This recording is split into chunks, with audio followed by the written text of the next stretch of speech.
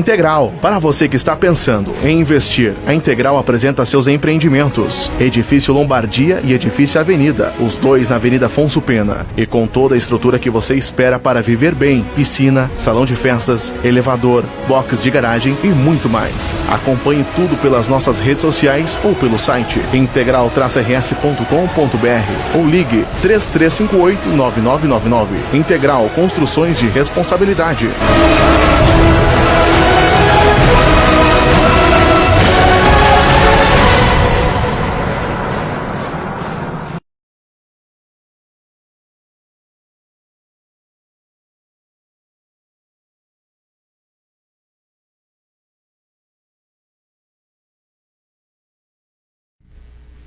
Amigos, muito boa noite. Está começando aqui através da Rádio Lagoa FM e Lagoa TV, mais uma audição do programa Lagoa Debate. Programa este apresentado todas as segundas-feiras neste horário. No programa desta segunda-feira, contaremos com a participação do médico José Davi Cartabil, urologista. Dr. José Davi já esteve participando do nosso programa em outra oportunidade, claro, abordando um outro tema. Essa entrevista de hoje foi entabulada aí pela Unimed Alto da Serra de Vacaria. Vamos falar principalmente sobre disfunção erétil, problema que afeta os homens por várias razões. É um assunto bem interessante, um assunto bem importante. Mas antes de propriamente entrarmos neste assunto, neste tema, no nosso programa de hoje, nós gostaríamos de ouvir algumas considerações do Dr. José Davi Cartabil com relação ao vírus coronavírus, que está assustando o mundo todo, está apavorando, criando um certo pânico, e é algo novo. E vamos abordar também, eu gostaria de ouvir algumas considerações por parte do Dr. José Davi Cartabil com relação também às bactérias. Salvo o melhor juízo, é algo assim que passou a acontecer de uma forma mais recente, com uma maior frequência. Pacientes são acometidos de bactérias e, não raras vezes, acabam entrando em óbito. Como é que é essa história da bactéria? São vários tipos de bactérias e algumas são fatais.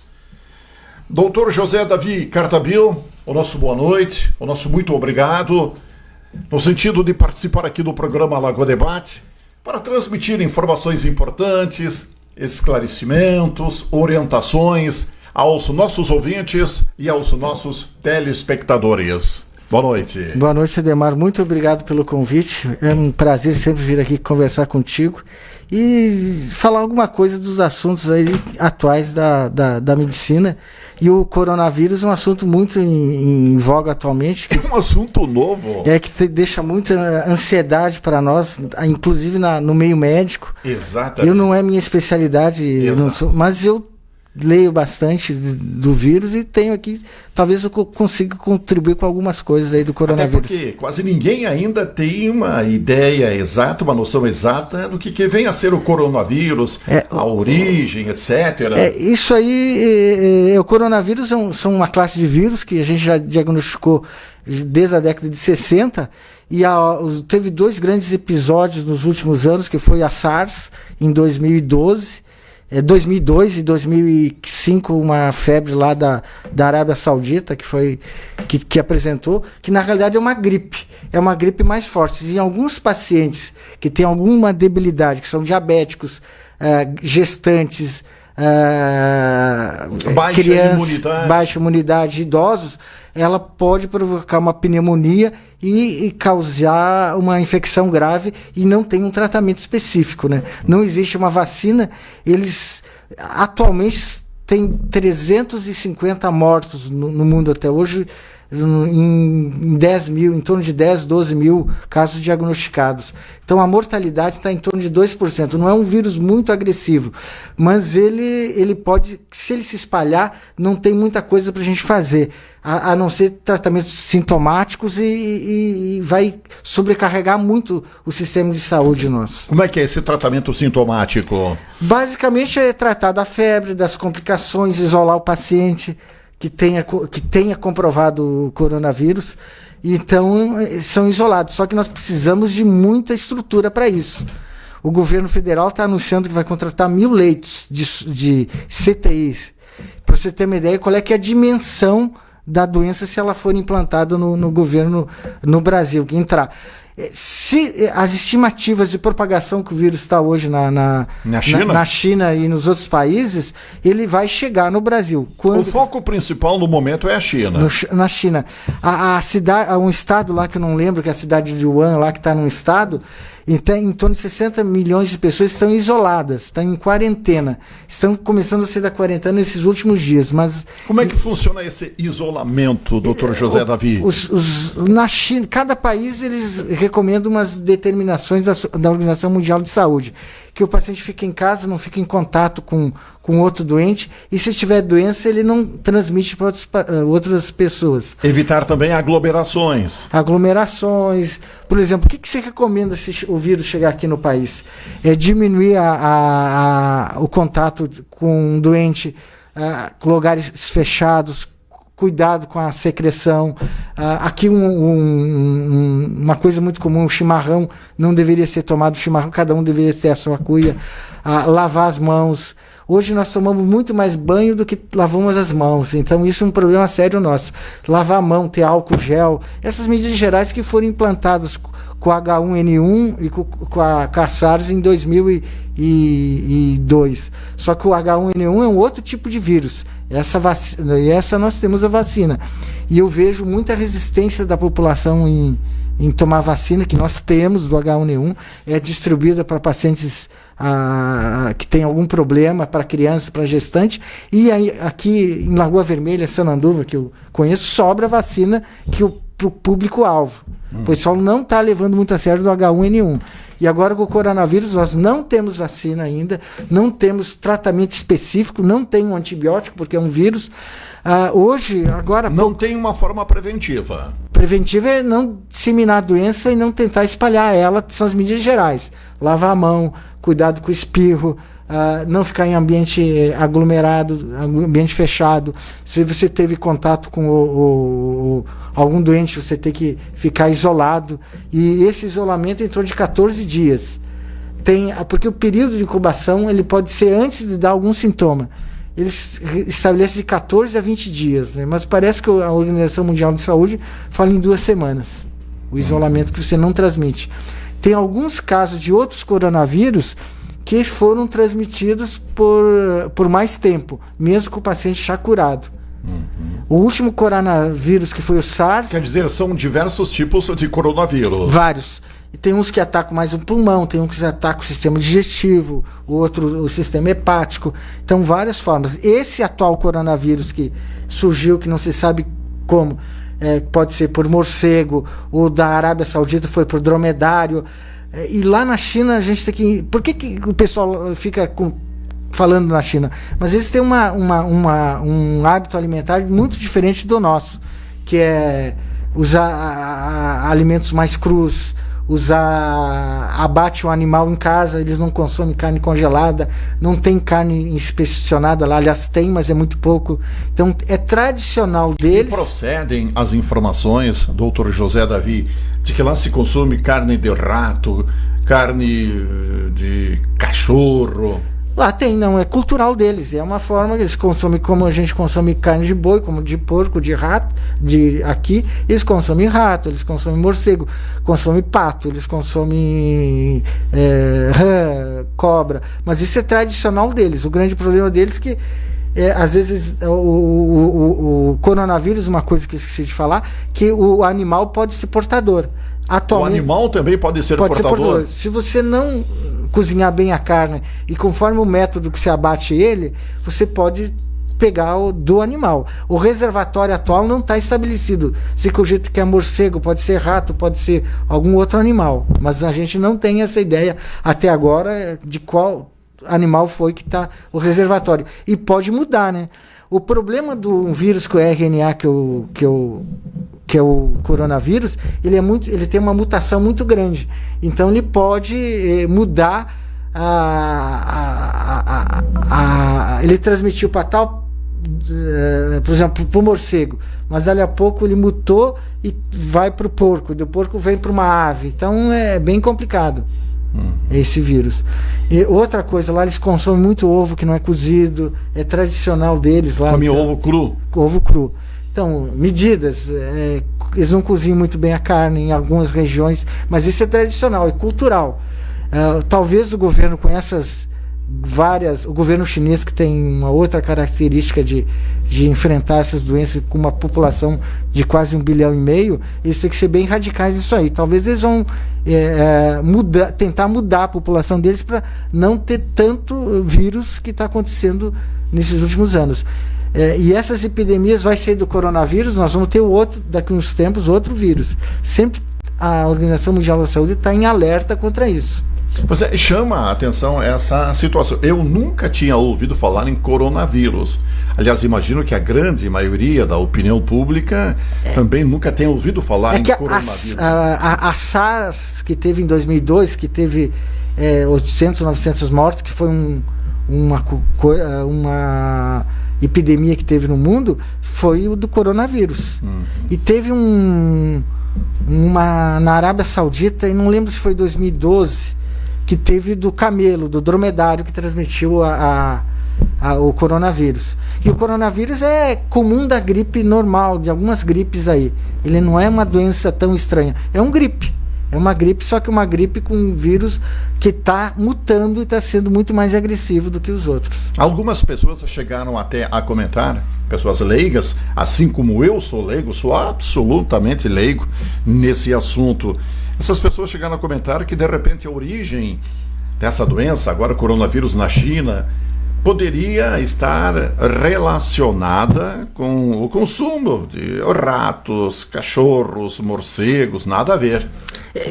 Isso que eu te falei, Ademar, tem uma relação com esses animais. Ingestão de carne crua desses animais. Carne crua. Carne crua, carne mal cozida, ou até no abate do animal. Nós aqui numa carne crua de boi, de vaca. Mas a carne nossa é diferente, que ela é uma carne inspecionada. Ela passa por refrigeração, ela tem uma abate, sangra bioanimal, quem sangra é um profissional, vai para a câmara fria, demora isso. Lá não, lá, Ademar, os chineses, eles compram a galinha, compram o morcego e às vezes abatem ele em casa. É uma das formas, eles têm um contato muito direto. E como tem uma população muito grande, até os métodos de higiene não são muito bem. A vigilância sanitária deles não está muito eficaz como a nossa. Apesar de todos os problemas nossos, nós temos uma vigilância bem atuante. Nós temos o Ministério da Saúde, através do SUS, que tem uma rede de laboratórios grandes no Brasil, com tecnologia boa. Nós temos grandes oportunidades para diminuir talvez o impacto menor do coronavírus no nosso país. Mas mesmo assim é um desastre, né? Você vai ver que se o coronavírus entrar, nós temos carnaval chegando, daqui a uns tempos nós temos o inverno. E agora os brasileiros estão sendo repatriados, estão sendo transportados para o Brasil. Houve um apelo nesse sentido? Uma medida que eles vão ficar em quarentena, né? Nós sem quarentena, era um risco para o país trazer todos eles, independente da situação deles. Você, como gestor da saúde, trazer todos eles e largar eles na todas as cidades. Alguns deles tiverem coronavírus, dissemina para dar um impacto grande. Eles vão ser, pelo que eu li anteriormente hoje à tarde, eles vão ficar num local lá em Brasília sob quarentena. Acho que 2 semanas que eles vão ficar sob Lá em Brasília. Aqui no Brasil muda toda hora. Às vezes pode ser a princípio vai ser Brasília. E aí vão ser monitorados. e depois... Eu acho que com esse pessoal aí que está vindo, se tiver alguém com coronavírus, vai ficar bem isolado. Agora, o nosso grande problema, nós temos uma fronteira muito grande, nós temos países que não têm a nossa capacidade de epidemiológica de segurar esses pacientes na barreira, então não tem um sistema de saúde nosso como, apesar de todos os problemas, nós temos, ele é universal, nós temos em todos os estados, todos os municípios, nós temos uma rede de informação, nós temos laboratórios que são ligados à Organização Mundial de Saúde em várias capitais, Fiocruz, não é minha área, mas eu não lembro de todos, mas tem vários laboratórios aí. E aí não existe uma vacina, igual como não existiu para o SARS, que é outro coronavírus, para esse não existe. Então, essas medidas gerais. Nós, se chegar no Brasil aqui, nós precisamos mudar alguns hábitos, como eu falei anteriormente. Lavar as mãos mais seguidas, ter álcool gel, não ficar em ambientes de aglomerações, não visitar paciente em hospital, não visitar doente na casa dele, porque esse contato íntimo, mesmo com a mão, você leva na narina, cumprimenta outra pessoa, você está passando o vírus. E o vírus é transmitido por secreção, por gotículas, por contato próximo, né? Exatamente. E uma vez confirmada a doença, tem como reverter o quadro? Tem. Aquilo que eu te falei, Ademar, a doença, o coronavírus, ele normalmente é mais grave para pacientes imunodeficientes, que usam corticoide, que já tem uma patologia pulmonar, que já estão fazendo tratamento, às vezes, por um câncer com uma quimioterapia, para criança, para gestante, para idoso, que já está comprometido o sistema imunitário. Ou algum outro paciente mais jovem que tem algum problema, né? Então, esses pacientes têm maior problema. Atualmente, a mortalidade é em torno de 2%. Mas já morreu mais gente na China hoje do que com a SARS em 2002. Por isso essa preocupação. Então, e tem muita desinformação também, né? Tem muito terrorismo. Você olha na internet, várias coisas. Tem interesse econômico também. Exato. Então tem várias coisas. Há interesses econômicos por trás. Também, tem muito disso. Por exemplo, os Estados Unidos bloqueou qualquer paciente, qualquer viajante que chega da China, atualmente, hoje parece que não entra mais nos Estados Unidos, está bloqueado. Então, empresas americanas, do Reino Unido, da União Soviética, da Rússia, não estão indo mais para a China. Então, tem vários que você nunca sabe o que é verdade e o que não é verdade. Exato. Então, vai ficar mais claro nos próximos dias. Mas tem muita informação boa aí do Ministério da Saúde, de coisa da Organização Mundial da Saúde. Então tem muita coisa bem centrada. Mas também tem muita especulação, tem muito gente querendo ganhar com... Exatamente. Até com o barulho, de certa forma, é desproporcional. O problema é que a preocupação existe. Existe, e a preocupação é grande porque o vírus está se multiplicando muito, e ele tem facilidade em se multiplicar. Multiplicar e mutar. A mutação dele, ele muta, e essa mutação ele pode ficar bem mais agressivo, ele pode aumentar muito mais a mortalidade e a infecção. Atualmente transmite de pessoas para pessoa. Mas depois que você controla o vírus, isolou o doente, a chance de transmissão é um pouquinho menor. O grande problema é se ele começar a ser transmitido em grande caso antes dos sintomas e depois do paciente não ter mais sintomas, que você libere ele para a comunidade. Porque eu estou seguindo um rapaz que está nessa província aí, eu estou seguindo ele pelo YouTube. Sim. Está isolado, ele não tem comida. O único supermercado que tem lá é o Walmart, que ele consegue alimentar. Nem comida ele consegue comer.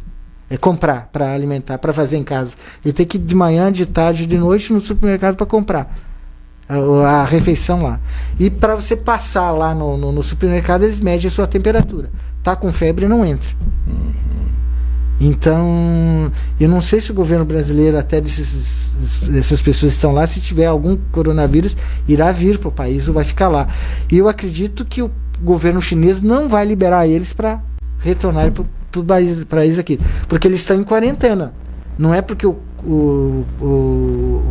o paciente lá, a pessoa lá é brasileira, que eles vão liberar alguém com vírus. Eu acredito que eles não vão liberar todos os brasileiros lá. Mas essa é uma impressão de um urologista. Não sou epidemiologista, não entendo muito de política externa aí, que às vezes mudam essas regras. Exatamente. Dr. José Davi, a questão da bactéria é algo assim também nos parece, e aí quem está se manifestando é uma pessoa extremamente leiga, mas também não é uma coisa assim tão antiga, pelo menos nunca se viu falar com tanta frequência em bactéria. Ah, fulano de tal foi acometido de uma bactéria. Ah, cicrano foi acometido de uma bactéria.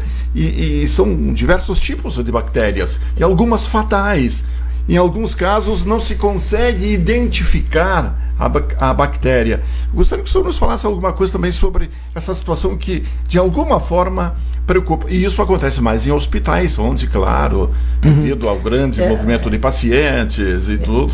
As infecções bacterianas sempre existiram, elas fazem parte da nossa flora normal, nós temos bilhões de bactérias. O grande problema que vem acontecendo ultimamente é que nós, pelo abuso do uso de antibióticos, nós começamos a selecionar as bactérias. Nós não temos lançamento de antibióticos de espectro forte, de espectro bom, para combater algumas bactérias que estão aí. Elas ficam muito resistentes. O grande problema hoje, nosso, que às vezes o paciente quer tomar o antibiótico que é receitado, às vezes é receitado por 7, 10 dias, o paciente toma depois do 3º, 4º dia, do 1º dia, ou toma de forma irregular, abandona o tratamento. Isso, com o transcorrer do tempo, vai selecionando a bactéria. O outro grande problema é a automedicação. É muito comum aqui na nossa região a amigdalite viral, que vírus não é combatido por bactérias, o paciente ir lá e se automedicar com antibiótico comum, que era a amoxicilina. Tomava amoxicilina à vontade, só que não adianta, você só seleciona mais a bactéria. E vai solucionando, vai evoluindo isso aí com o transcorrer do tempo. Você tem uns antibióticos excelentes que nós temos hoje, só que de uso exagerado nós estamos sem solução para algumas bactérias. E conforme o paciente, se ele tiver uma comorbidade, conforme o local que deu a bactéria, conforme for o atraso no diagnóstico, usam muito antibiótico antes, a infecção que for de origem bacteriana, ela é muito mais agressiva e você pode vir a óbito. Hoje em dia tem várias bactérias de hospital que não tem antibiótico que a gente combata. Exatamente, eu já ouvi comentário a respeito disso.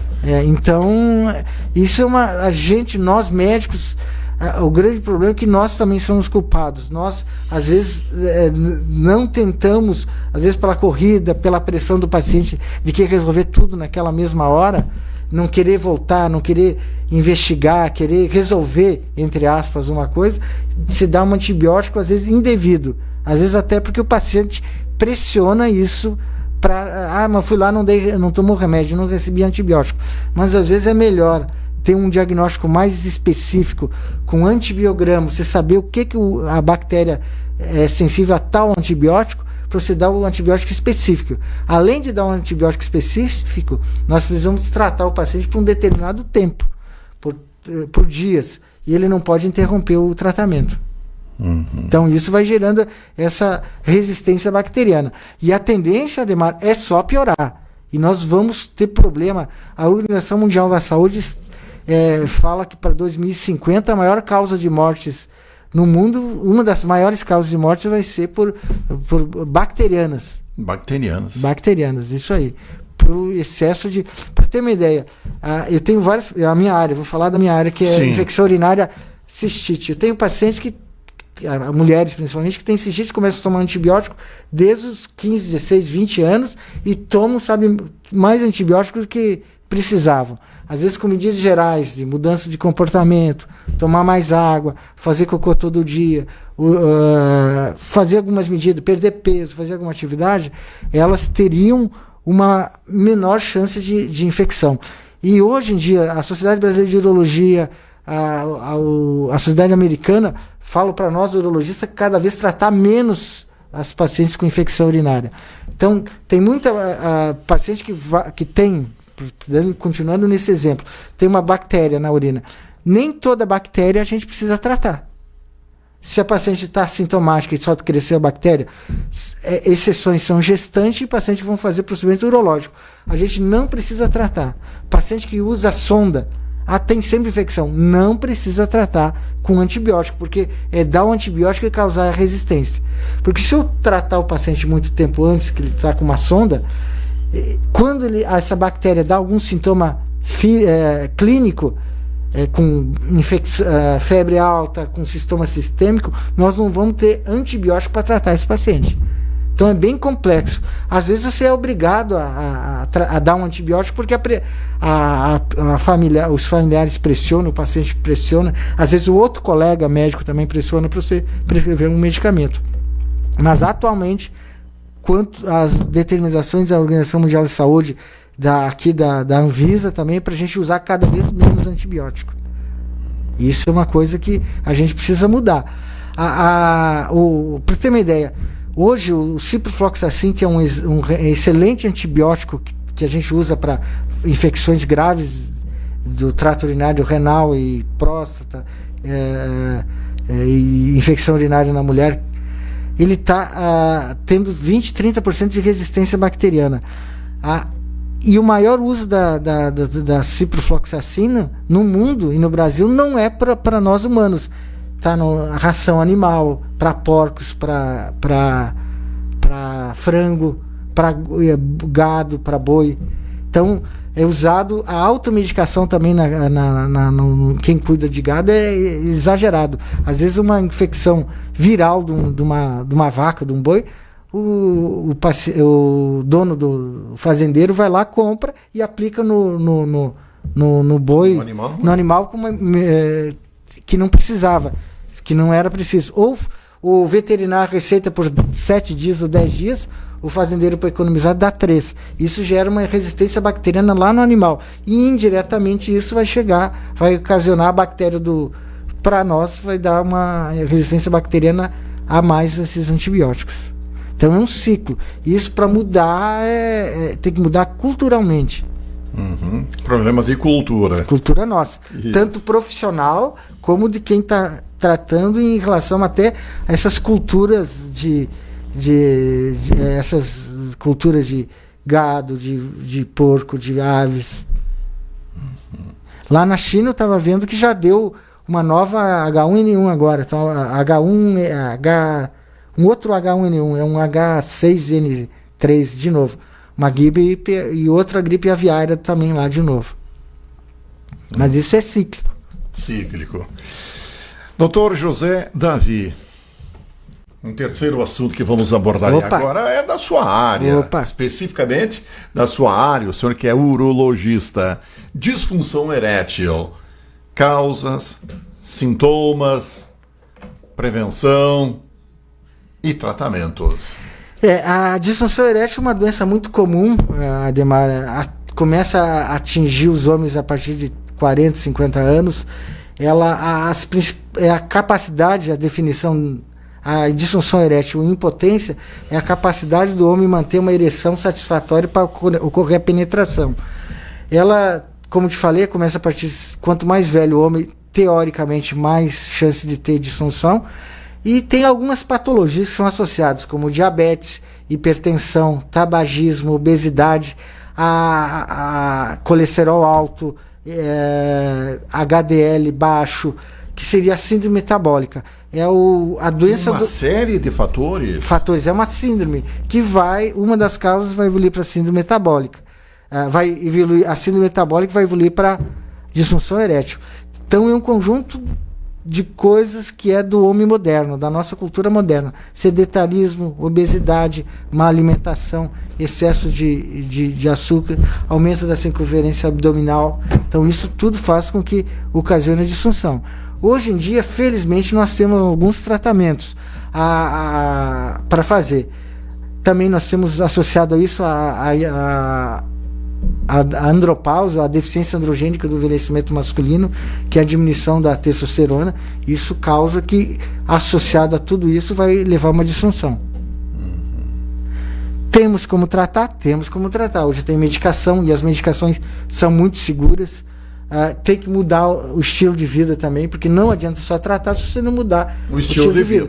Porque vai acontecer igual a bactéria. Se a gente trata hoje a disfunção, vai funcionar por um tempo. Se o homem não mudar a rotina, a alimentação, perda de peso, controle da diabetes, da hipertensão, vai ter que aumentar a dose do remédio, vai chegar num limite, ou vai associar mais de um remédio para disfunção, vai chegar num limite que nós não vamos poder mais, não vai funcionar. Aí temos que partir para a última opção que tem.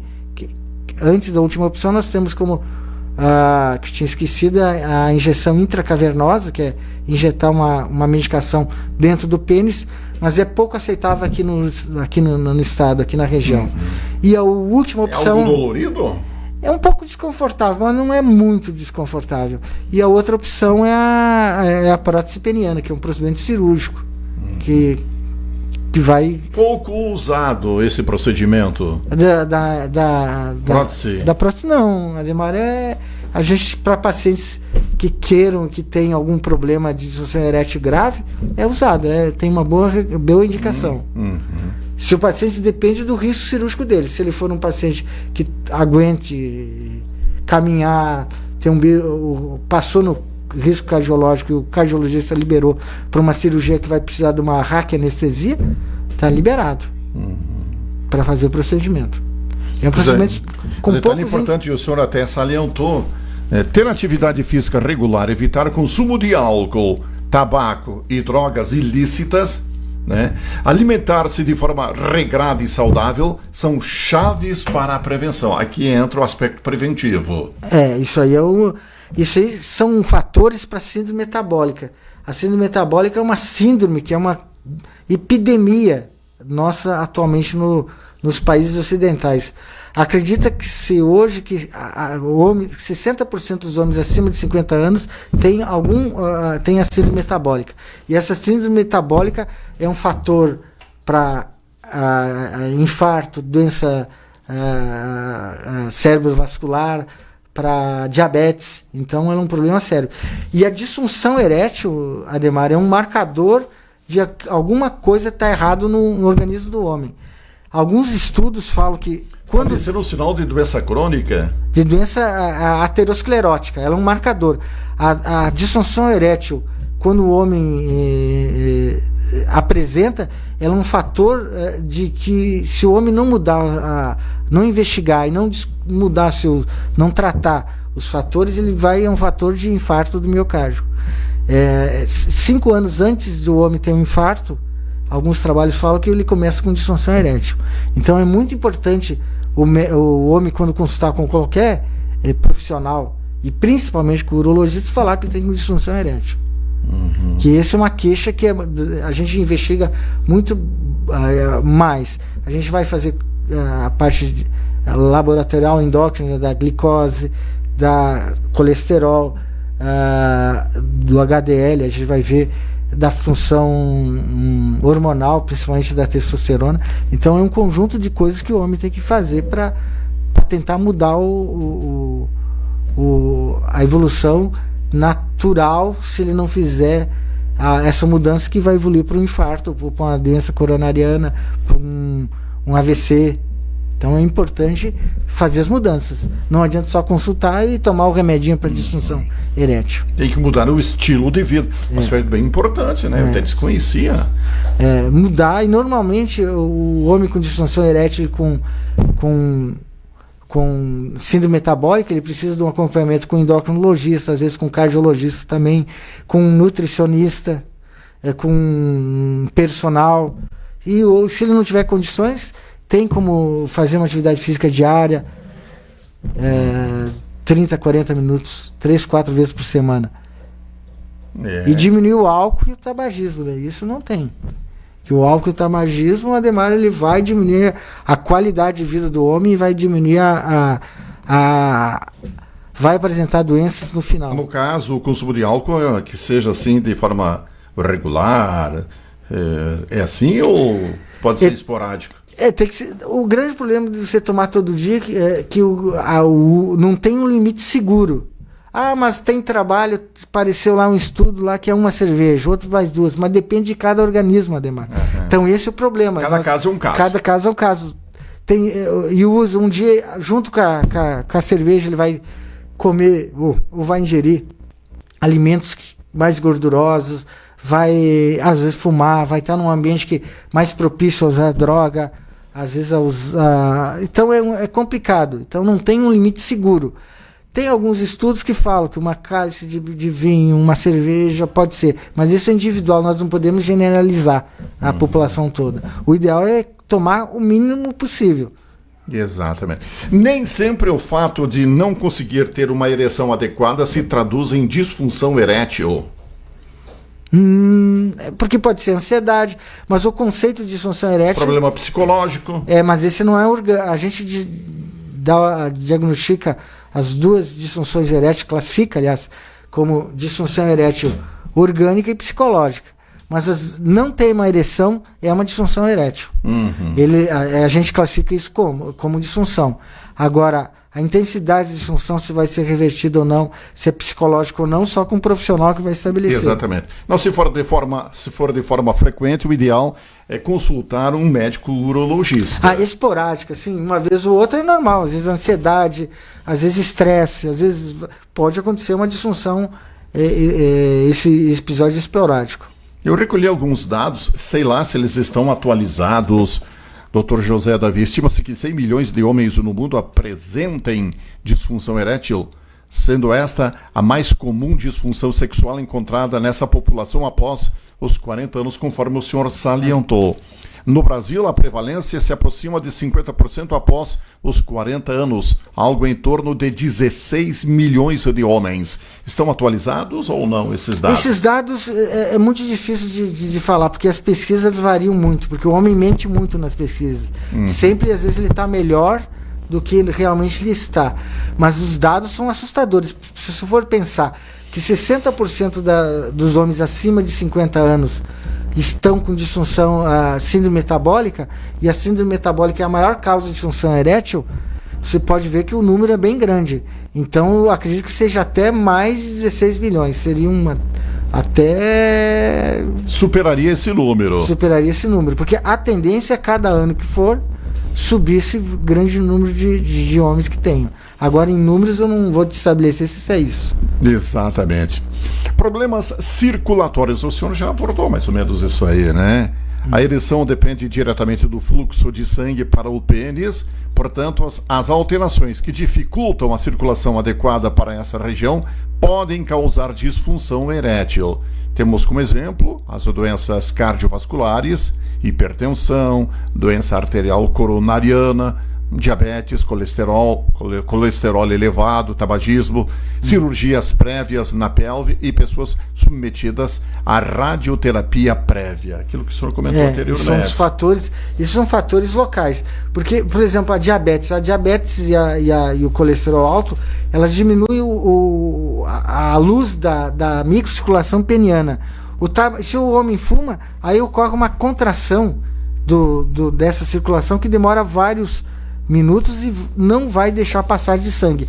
E o sangue e o pênis, a ereção é causada pelo acúmulo de sangue lá no pênis.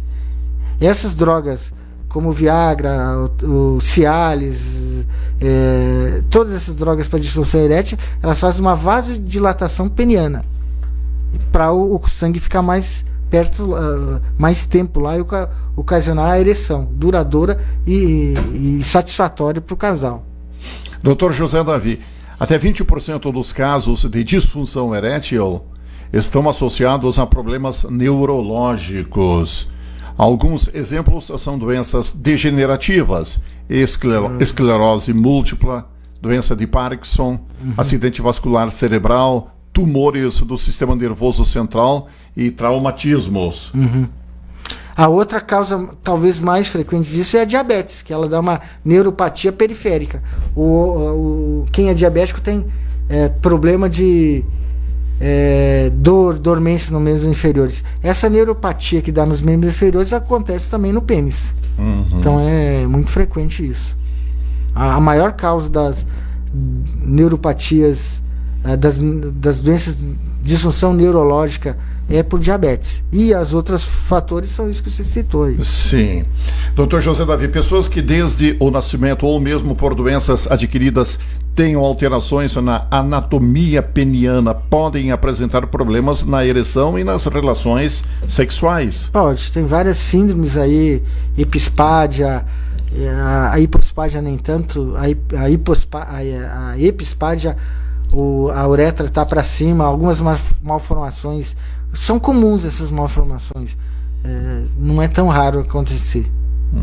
Então também são causas de disfunções aí por problema até de não ter o órgão ou ter o órgão não satisfatório para o coito. Distúrbios hormonais. Isso é um assunto frequente, comum e que está aumentando muito atualmente por causa do envelhecimento da população. A síndrome metabólica interfere na diminuição da produção de testosterona pelo testículo. Tem uma doença comum, uma doença que todos os homens não, mas um grande número de homens vão apresentar durante a vida. E começa a partir também dos 40, 50. É aquele lá, o homem que fica deprimido, perde o tesão de fazer as coisas, desanima, não tem desejo sexual, fica mais fraco, fica mais obeso, perde músculo, perde às vezes cabelo, o cara mais deprimido, mais desanimado. Às vezes é confundido como depressão.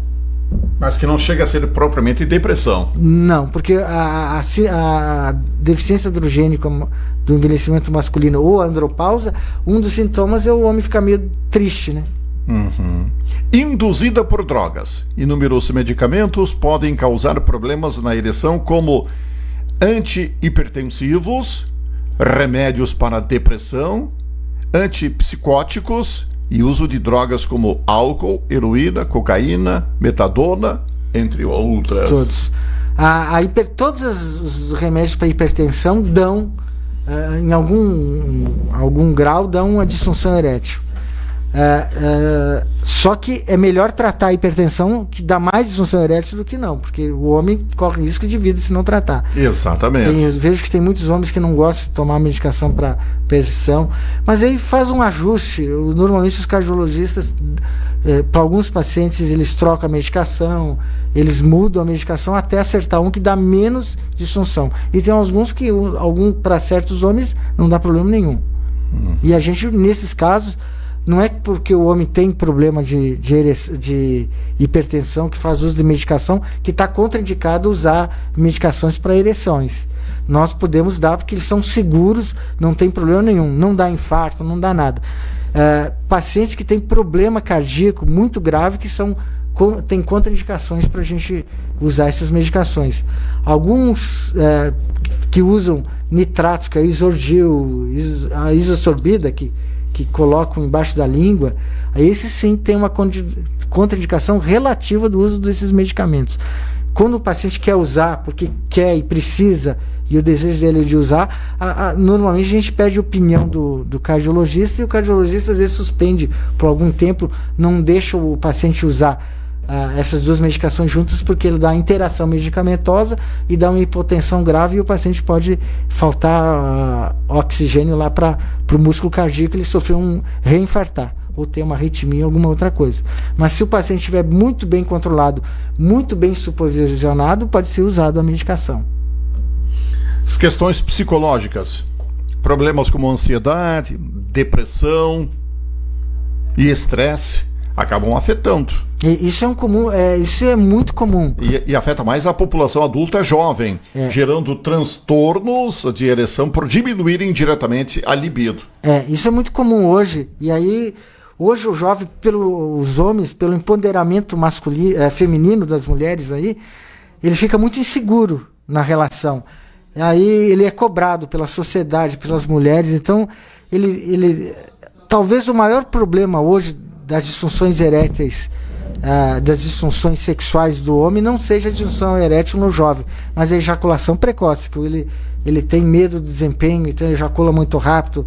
Ele é muito, talvez seja a patologia mais grave que tem. E a disfunção erétil do jovem ele não tem, mas ele chega com uma ansiedade tão grande que hoje em dia tem muitos jovens aí que fazem uso do Viagra, do Cialis, dessas medicações, da Tadalafila, dos outros, até por que não precisariam. Exatamente. Fica uma dependência psicológica. Se sente inseguro. Inseguro. Ou quer provar que aquilo que não é. É aquilo que não é. Então, e tem muito folclore tem muito tabu em torno da sexualidade, e que o homem precisa superar as expectativas mais dele, da imaginação dele, do que necessariamente seria uma realidade, né? E aí, como a mulher está muito empoderada, isso leva a uma insegurança muito grande no homem. E aí leva para ejaculação precoce e para disfunção erétil. E às vezes a gente precisa de medicamentos, de um acompanhamento psicológico, às vezes do homem entender o que é uma sexualidade normal, que não é aquela imaginação que ele tem lá de que alguns inverdades sobre a sexualidade, que é um tabu. Hoje em dia ele não consegue conversar na escola, às vezes em casa, aí vai conversar ou discutir isso com um amigo que zombam deles, fazem bullying dele. Então é muito problemático a situação do homem. E aí ele às vezes vira um etilista, às vezes isso vira alguém que usa droga para fugir do problema, né? Aí aquele cara que quer correr, compra um carro e vai a 200 por hora e quer provar alguma coisa que ele não é. E tudo às vezes está ligado para um problema sexual mal resolvido, Ademar. Então uma coisa liga na outra. Então... Sintomas, Dr. José Davi. A impotência sexual pode ser manifestada de várias maneiras. Não somente pelo fato de não conseguir manter o pênis ereto, mas por problemas na ejaculação ou orgasmo. A insegurança, a disfunção. Se você não tem ereção, você pode ter orgasmo e pode ter ejaculação. Uma coisa não tem nada a ver com... são coisas diferentes. Normalmente, num homem, a ereção, o orgasmo e a ejaculação acontecem no mesmo tempo. Agora, as ansiedades podem acarretar uma ejaculação muito precoce ou não ejacular, e o homem às vezes pode, com alguns usos de alguns medicamentos, ou retardar muito, ou drogas, ou retardar muito a ejaculação, ou não ter orgasmo, né? Então, não ter o prazer. Então, isso são coisas que cada caso a gente tenta estratificar e enquadrar o paciente nesses casos. Outra coisa que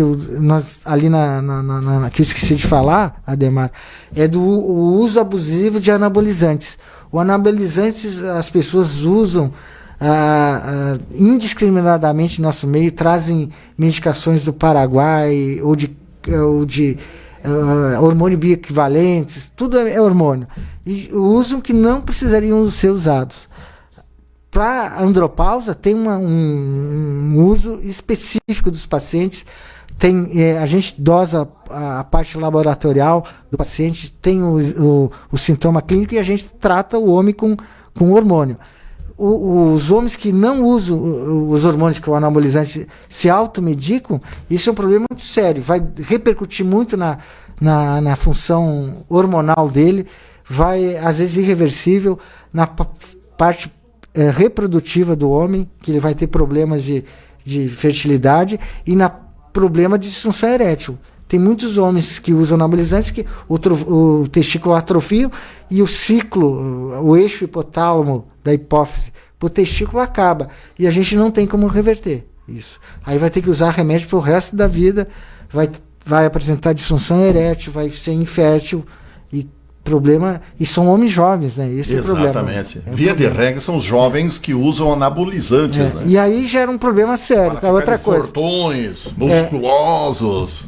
E o problema é o seguinte: cada um tem um esquema, e aí começam por frustrações, aí cada vez procuram mais, aí se envolve mais em droga, mais em álcool, mais em acidente, mais em brigas, mais em doenças sexualmente transmissíveis. Então é um conjunto de coisas que, se os médicos sérios proíbem isso, ou receitam com parcimônia, é porque tem algum problema, né?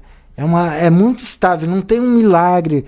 Vou dar hormônio para melhorar isso, que o homem vai melhorar. A gente tem que usar para quem precisa. Doses extremamente altas que são dados geram um efeito colateral grande que a gente não tem, não sabe o que vai acontecer no futuro. Eu tenho pacientes que usam até medicações que são dadas para cavalo, para ter uma ideia. Para o cavalo eles tomam, eu tive que pedir opinião de outros colegas para conseguir melhorar esse paciente. Tem pacientes, tem pessoas que tomam os produtos que são utilizados para cavalo. Ele estava usando dose atual dos nossos anabolizantes aqui. Alguém foi no Paraguai, comprou para ele lá uma droga, um anabolizante desses para cavalo, e ele usou. Aí teve efeito colateral muito grave. O feixe, ele não produz testosterona atualmente. Do organismo dele. Nós temos que usar medicações. Ainda está com uma colega que é endocrinologista, que ela está tentando ver se o feixe dele vai voltar. Mas ele tem um problema sério que não sei quando que vai voltar. Se vai ser já tem 6 meses isso. Já passou 6 meses e ainda nada. Só que é um caminho longo que não se sabe se ele vai voltar ou não ao organismo dele funcionar a produzir testosterona. Exatamente. Bom, é possível prevenir, o senhor já destacou, né? Algumas ações, algumas medidas foram destacadas, né? E tem tratamento também, né? Tem tratamento. Hoje nós temos tratamentos desde mudança comportamental, uso de medicamentos, controlar a diabetes, a hipertensão, o peso, temos controle com o cardio, com o endócrino, com o nutricionista, com psicólogos, às vezes o professor de educação física, precisam fazer várias coisas, tem que tratar o homem como um todo. E não adianta a automedicação. A Sociedade Brasileira de Urologia fez uma pesquisa em 2015. 60% dos homens usaram drogas para disfunção erétil, se automedicaram. A maioria deles foi por influência de amigos e de vizinhos e de querer conhecer a medicação. Então é um tabu que tem, que eles não conversam com o médico, não mudam as outras coisas, porque só tratar, eu só vou usar o Viagra, não tem, o problema é ter que só usar a medicação, não vai resolver, nós precisamos resolver as outras coisas que vêm junto com a disfunção erétil, que é perda de peso, controle da diabetes, controle do colesterol, melhorar a cabeça. Um homem de 50, 60 anos não pode, a vida sexual dele é um pouquinho diferente do homem de 18, 20 anos. Então isso tudo a gente tem que avaliar também. Exato. Muito bom. Ótimo. Interessante tudo isso que o senhor passou para os nossos ouvintes, para os nossos telespectadores. 3 assuntos bem importantes. Coronavírus. Coronavírus é uma área que não sei se pude esclarecer. Se alguém tiver alguma dúvida, pode mandar algum e-mail que eu respondo, pode mandar para você. Exatamente. A questão da bactéria e o assunto final aí, a disfunção erétil. Informações, orientações, esclarecimentos e até para dirimir muitas dúvidas dos nossos ouvintes, dos nossos telespectadores. Dr. José Davi, estamos chegando ao final do nosso programa. Queremos agradecer imensamente sua gentileza em vir participar do nosso programa, mais uma vez nos dando a honra da sua presença aqui no Lagoa Debate. O senhor sempre gentil atendendo ao nosso convite. Obrigado pela presença, por ter vindo aqui. Agradecer a Unimed Altos da Serra. Ela não é só de Vacaria, ela compreende a Unimed aqui, Sananduva, a Lagoa Vermelha, eu não sei se Ibiaçá, mas a região nossa, ela é uma empresa que ela está focada na prevenção de saúde do homem. Eu recebi essa semana um folder deles que eles estão incentivando todos os homens a fazer exames, a homens com a partir de 49, 50 anos a fazer colonoscopia, fazer avaliação da próstata, porque eu tenho observado alguns pacientes que acham que um plano de saúde não quer que o homem se previna, porque hoje em dia é muito melhor o homem não ter o problema do que ter o problema e vai custar muito mais caro para a operadora de saúde. Exatamente. Obrigado mais uma vez. A gente espera aí, dentro em breve, voltar com a sua participação aqui no nosso programa, quem sabe abordando outros temas, outros assuntos. Espero que tenha esclarecido alguns temas. Com certeza, com certeza. Desse do coronavírus vai ter muita coisa, acho que diferente, alguma coisa diferente no futuro, né? Aí de saber qual é a origem. Já fizeram a sequência genética dele, do vírus, então tem como às vezes talvez dar uma vacina ou algum medicamento. Antes, eu vi hoje também no Twitter, que eu gosto muito do Twitter, que já estão tentando usar aquele coquetel para AIDS e para o SARS, para o coronavírus, e nas Filipinas parece que deu certo para um paciente lá que estava grave. Mas são todas expectativas. Esperamos. Nós não vamos ter medicamento para toda a população. Então nós precisamos da prevenção, mudar hábitos, lavar a mão, usar gel. Se o coronavírus chegar, cada um usar a cuia, cada um lá, às vezes não precisa cumprimentar, abraçar todo mundo, não começar a beijar todo mundo, igual nós temos uma cultura. É uma mudança por um tempo aí. Isso. Tá bom? Valeu. Estamos chegando ao final de mais uma audição do programa Lagoa Debate. Hoje contamos com a participação do médico José Davi Cartabil, urologista. O nosso programa volta na próxima segunda-feira, às 20 horas. Obrigado e até lá. Boa noite.